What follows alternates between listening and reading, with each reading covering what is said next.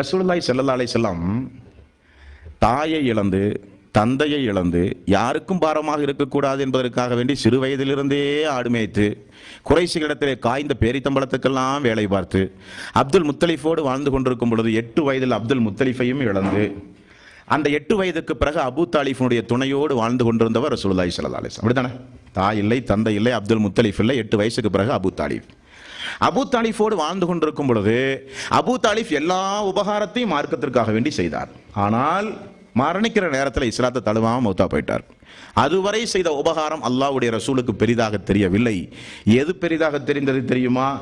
களிமா சொல்லாமல் மௌத்தா போறாரே, இந்த ஒரு வார்த்தையை மட்டும் நீங்கள் சொன்னால் அல்லாஹ்விடத்தில் நான் மன்றாடுவேனே. எவ்வளவு அழுதார்கள் ரசூலுல்லாஹி ஸல்லல்லாஹு அலைஹி வஸல்லம். அல்லாஹ் தஆலா அந்த சம்பவத்திற்காக வேண்டி ஒரு இறைவசனத்தையே இறக்குகிற அளவுக்கு அழுதார்கள். நீ நாடியவருக்கு நேர்வழி செலுத்த முடியாது முஹம்மதே என்று சொல்லுகிற அளவுக்கு ரசூலுல்லாஹி ஸல்லல்லாஹு அலைஹி வஸல்லம் இந்த வார்த்தையை சொல்லாமல் மரணித்தால் அவர் எங்கு செல்லுவார் என்பதை அல்லாஹ் தஆலா தூதர்களுக்கு விளக்கி இருந்தான். அவர்களுக்கு நரகத்துடைய அடித்தளம், நரகம், சொர்க்கம் ஹராம். இணை வைத்த நிலையில் ஒரு மனிதன் மரணித்தால் தேம்பி தேம்பி அழுதார்கள். தூதர்கள் இப்படித்தான் அழுவார்கள் சமுதாயத்திற்காக வேண்டி. நம்முடைய வீடுகளில் நம்முடைய மனைவிமார்கள் தொழாவிட்டால் நாம் என்னைக்காவது அழுவோமா?